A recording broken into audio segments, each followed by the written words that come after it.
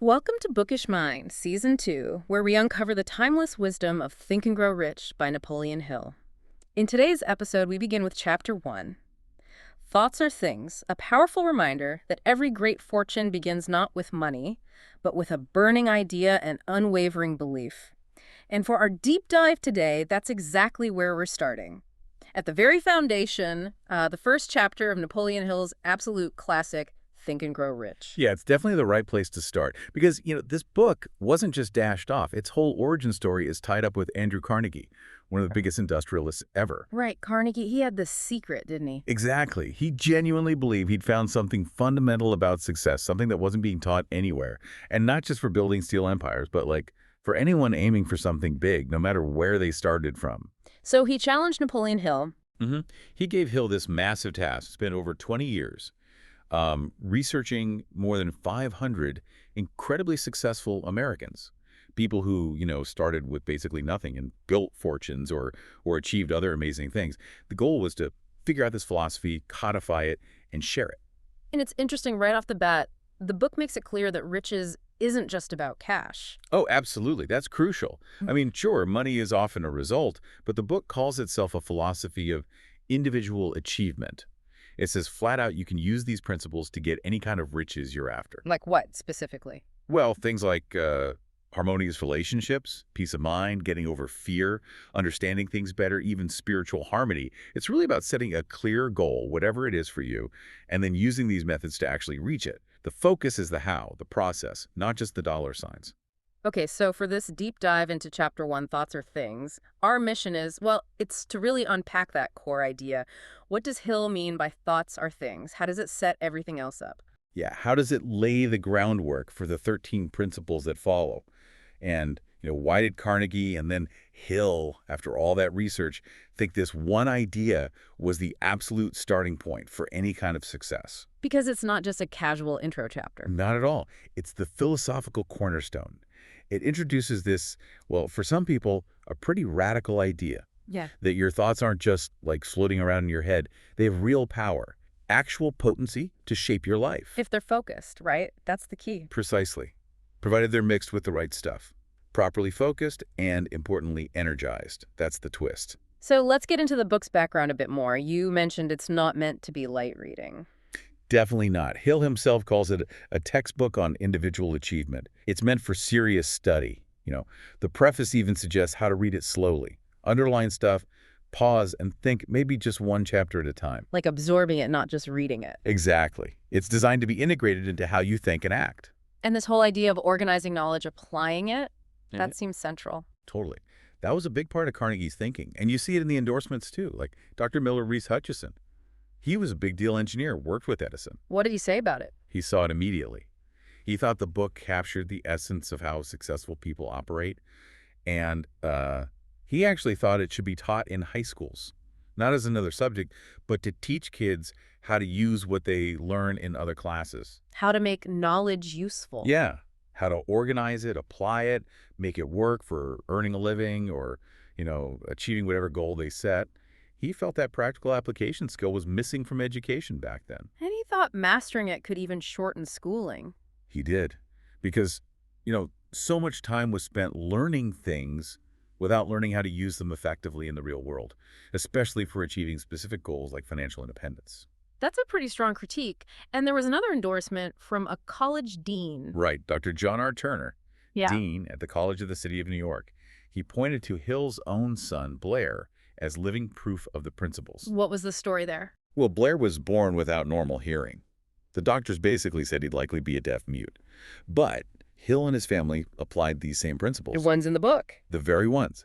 And Blair not only learned to hear and speak remarkably well, but he essentially turned this huge potential handicap into, something that didn't define or limit him in the same way. Turner saw that as powerful evidence that this stuff works way beyond just making money. It's about overcoming limitations, personal development. Wow. Okay, and back to Carnegie. The preface tells that story about how he first shared the secret with Hill. Yeah, it's a great little anecdote. Hill says Carnegie just sort of carelessly tossed the idea his way, almost like a test, when Hill was just a young man, really just a boy. He was testing him. Seems like it. Carnegie watched him, saw that Hill really got the potential significance of it, and then basically commissioned him. Said, okay, dedicate the next 20 years, prove this thing, organize it, make it available to everyone. That shows incredible faith in the idea itself. Immense faith. And a real desire for it to be widespread. So Hill took on this massive life-altering project. He spent those 2 decades testing, refining, organizing the formula. And the book claims it worked for lots of different people. Thousands, apparently. Not just titans of industry, but regular business folks, people trying to improve their home life, even a clergyman who significantly boosted his income using these ideas. It's presented as, like, a universal key. But the key itself, the secret, isn't explicitly spelled out. It's deliberately elusive. Hill says it pops up no fewer than 100 times, but never gets a specific label. The idea is, it works better if you discover it yourself. Like it needs to click for you personally. Exactly. It's left in sight where those who are ready and searching for it may pick it up. That's why Carnegie didn't just give Hill a checklist. It was a concept to be grasped, internalized, and then proven through application. Finding a pattern once you're looking for it. Perfectly put. And Carnegie really believed this should be taught everywhere, especially to young people. He felt a lot of standard education just wasn't geared towards, earning a living or building wealth. He contrasted it with his own experience. Yeah, mentoring guys like Charles M. Schwab. Many of them didn't have much formal schooling, but they developed this rare leadership and became millionaires because they grasped and applied this formula Carnegie shared. And the Schwab example is huge in the preface. Well, the big one early on. The book flat out says Schwab's single application of the secret led directly to the creation of U.S. Steel. That massive corporation. Huge. And they put a value on that one application.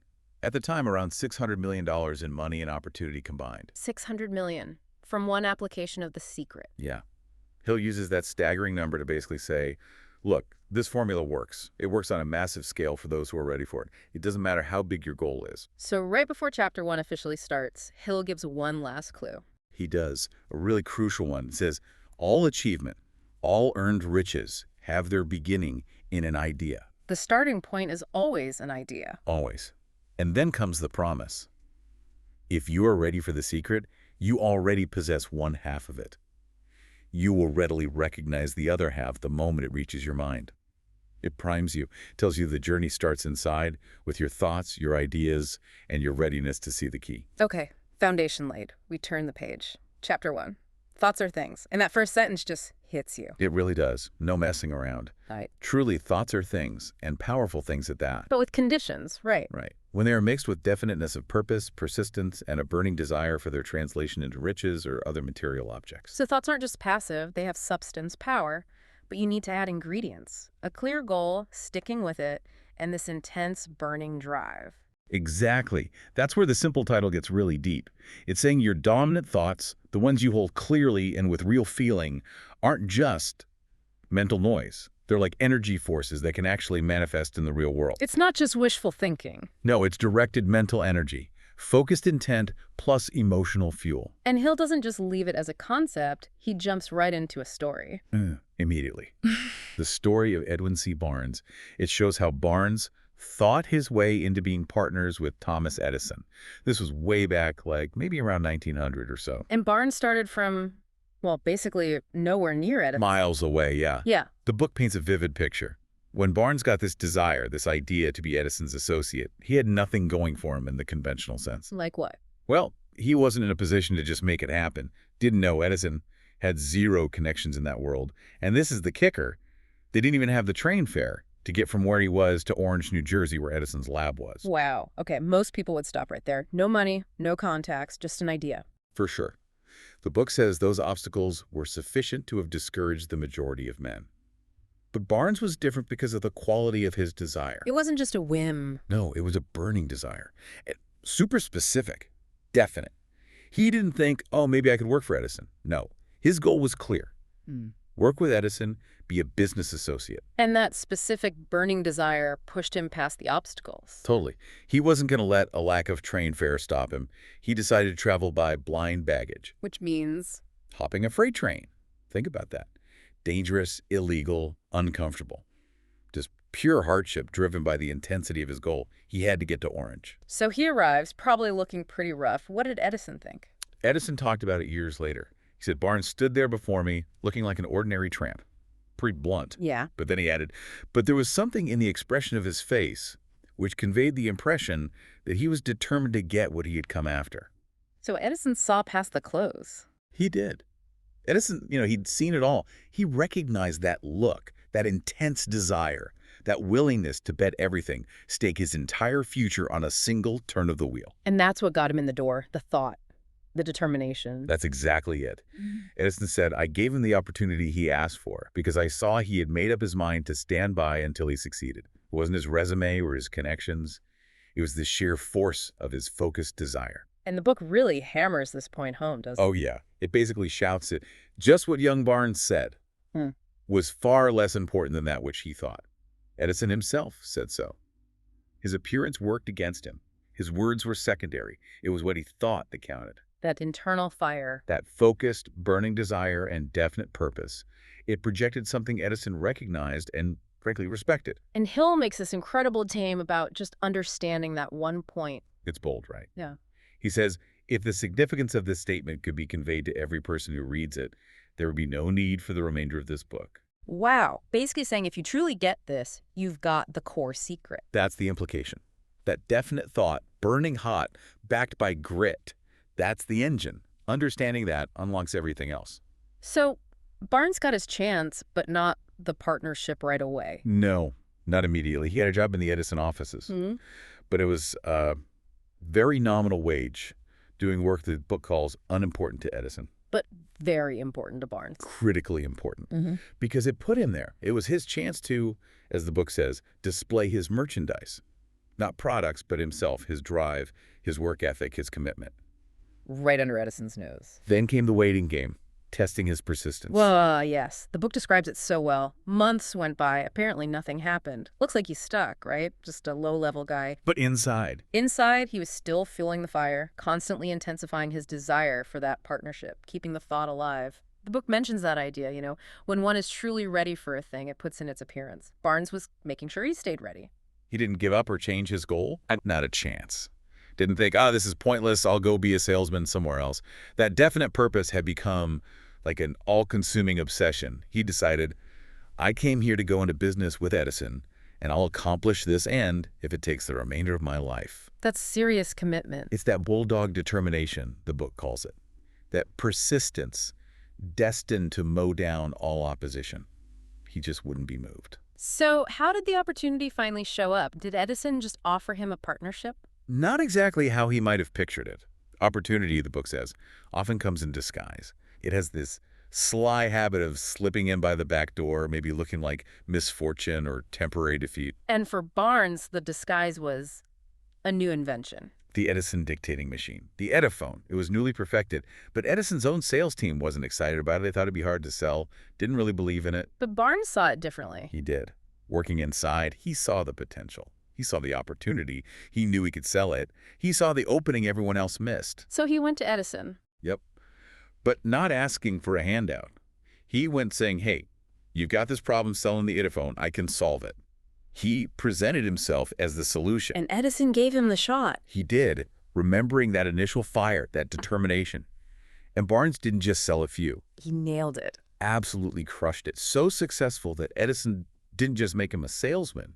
He gave him the national distribution contract. Wow. That's the partnership. That's a business association he'd been aiming for. It lasted over 30 years. They even had that famous slogan, made by Edison and installed by Barnes. Incredible. And the payoff for Barnes was huge financially. Huge.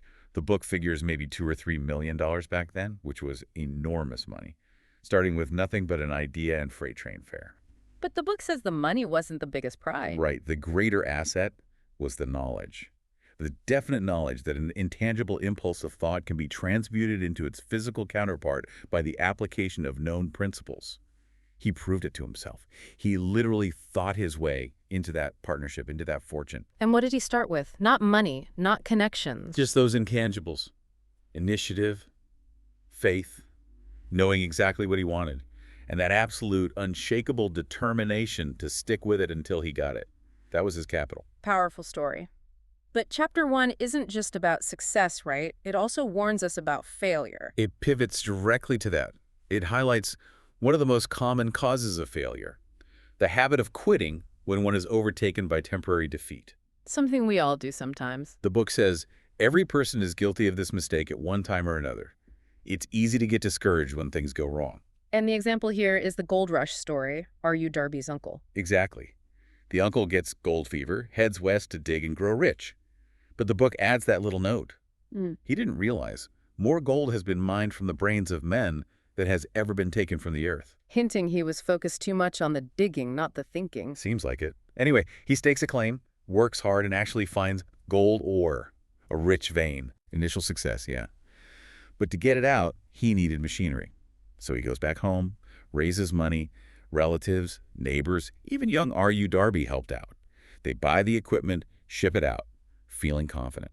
And the first load proved it was rich. Confirmed it. Looked like one of the richest mines in Colorado. Yeah. They figured just a few more loads like that, pay off the debts, and then pure profit. Big killing, they thought. Yeah. Success felt right there. But then the setback. Down to the drills again. Yeah. Nothing. Something happened. The vein of gold ore disappeared, just gone. End of the line, they thought. The dream died. So they made that fatal decision. They decided to QIT. Stop drilling. Sold the machinery, all that expensive equipment to a junk man for just a few $100, gave up, went home defeated. But the story wasn't over. Not by a long shot. The junk man, as the book calls him, wasn't so dumb. He thought, why would a rich vein just stop? So he did what the Darbys didn't. What was that? He hired an expert, a mining engineer. Sought counsel. Exactly. And the engineer looked around, did some analysis, and found a fault line. The earth had shifted, the vein had moved slightly. And the punchline? The engineer calculated the vein was just 3 feet from where the Darbys had stopped drilling. Oh no, 3 feet! Can you imagine? All that work, the investment, the hope, the disappointment, and they quit literally 3 feet from millions. Devastating. And the junk man? The junk man kept digging those 3 feet and took millions of dollars in ore from that mine. Millions the Darbys walked away from. And poor R.U. Darby had to spend years paying back the money they'd borrowed. Yeah, a really bitter, expensive lesson in quitting too soon. And the importance of seeking expert advice when you hit a wall you don't understand. But that failure became really important for R.U. Darby later on, right? It became foundational. He eventually made back that money many times over, but not digging for gold. He went into life insurance sales. And he used the memory of the mine. Consciously. That image of stopping 3 feet from gold became his driving force. Every time a potential client said no, he didn't fold. He thought of the mine. He told himself, I stopped 3 feet from gold, but I will never stop because men say no. Wow. He turned the failure into fuel. Completely. And it worked. He became a top seller, one of those guys selling over $1 million in insurance a year, which was huge back then. He credited his stickability, his persistence, directly to learning the hard way about quitability in the gold mine. But there was another story that reinforced this persistence lesson for him, wasn't there? The 50-cent lesson. Yeah, this happened pretty soon after the gold mine failure, so the pain of quitting was still fresh. He was helping his uncle at an old wheat mill. Very simple setting. And a child came in. A young black girl, daughter of a sharecropper on the farm, came in meekly, the book says, and asked the uncle for 50 cents for her mother. How did the uncle react? Not well. He was busy, annoyed. He barked at her roughly, told her, I'll not do it, run on home, just angry, dismissive. And the child? She said, yes, sir, very politely, as expected then, but crucially, she did not move, just stood there. The uncle ignored her, went back to work, but then saw she was still there. He got even angrier, yelled again, maybe grabbed a stick to threaten her. Still yes, sir. Still yes, sir. Still didn't budge. This quiet defiance just enraged the uncle. He dropped what he was doing, grabbed a heavy barrel stave like a piece of a barrel, and advanced on her, clearly intending to scare her off, or worse. Darby, watching, was apparently terrified for her. But she didn't run. Just the opposite. As the uncle got right up to her, raising the stave, she stepped forward, looked him right in the eye. And then she screamed at the top of her shrill voice, my mammy's got to have that 50 cents! Just pure, raw, desperate conviction, not begging, demanding. And the uncle? It completely stopped him in his tracks. Shocked him. He just froze. Stared at her. The anger just dissolved. He slowly put the stave down, reached in his pocket, pulled out 50 cents, and gave it to her. Wow. Just like that? Just like that. She took the money, backed away slowly, watching him, and left. She had completely overcome his rage with sheer, focused intensity. The uncle must have been stunned. The book says he just sat there for 10 minutes, pondering with awe over the whipping he had just taken. He couldn't believe this tiny child had just dominated him. And Darby was watching all this. Profoundly affected. He couldn't figure out what strange power she'd used to turn his fierce uncle into a docile lamb. It puzzled him for years. Until he learned the principles from Hill. Exactly. When Hill explained definite purpose, burning desire, persistence, the stuff Barnes and Ford used, Darby had that light bulb moment. He realized the little girl, out of sheer need probably, had perfectly embodied those principles. Her absolute need for that 50 cents, her refusal to back down, that was the strange power. And he connected it straight to his sales career. Instantly. He realized that was why he was succeeding. When prospects said no, he didn't quit. He pictured that girl screaming, "My mammy's got to have that 50 cents," and he'd tell himself, "I've got to make this sale." He even said most of his sales happened after the initial no. So the gold mine failure and the 50-cent incident became his bedrock lessons. They totally reframed everything. The failure taught him the cost of quitting. The little girl showed him the incredible power of not quitting, of absolute persistence driven by desire. He called the failure a blessing in disguise because it led to this understanding, which was key to his success. It's amazing how these simple human stories illustrate such big ideas. Right. It shows these principles aren't just abstract theories. They play out in real life, in everyday challenges. Success and failure often come down to how we respond to these moments and whether we learn from them.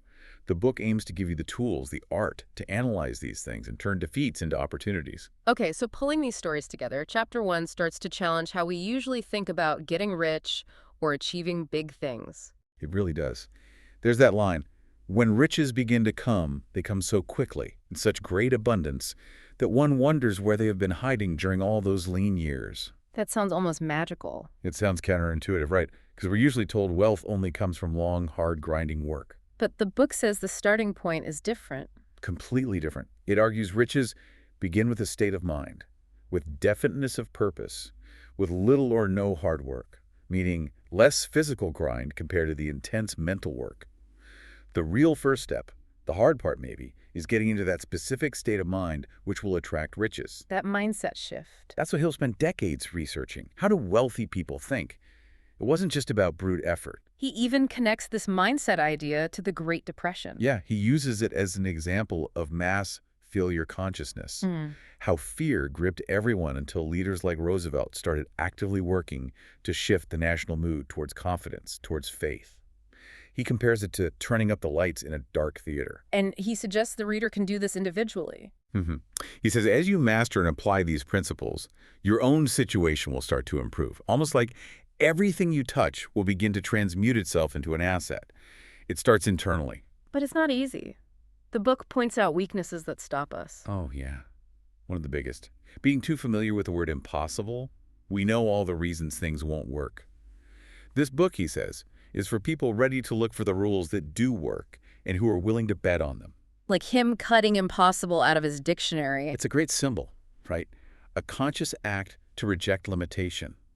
Success comes to those with success consciousness. Failure often happens when we just passively accept failure consciousness. Yeah. The book is meant to be the guide for making that switch. And another weakness, judging everything by our own limits. Yes. Assuming that because you failed or you think something's hard, it must be that way for everyone. Projecting your own poverty, want, misery, failure, and defeat onto the world. Like that trainee student thinking American eyes were off slant. Exactly. It's just a different perspective based on his norm.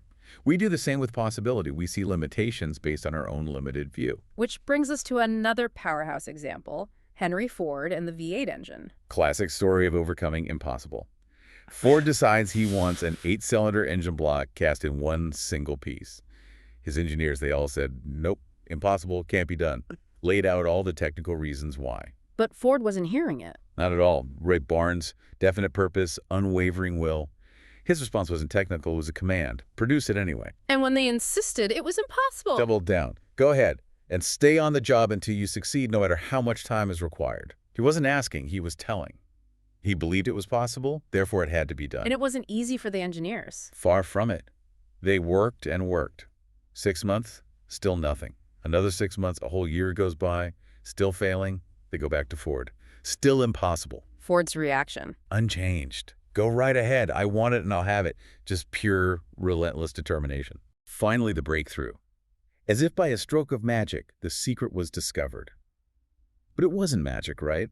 It was persistence fueled by Ford's absolute refusal to accept defeat. His determination had won once more. He forced the innovation by demanding it. And Ford's millions are tied directly to this mindset. The book makes that explicit connection. It says, figure out the secret of the Ford millions from this story. It's all there. Desire, faith, persistence, overcoming perceived impossibility. This leads to that more philosophical idea about controlling our thoughts, controlling our destiny. Yeah, it connects directly to Henley's poem Invictus. I am the master of my fate, the captain of my soul. Why is that true? Because the book argues we have the power to control our thoughts.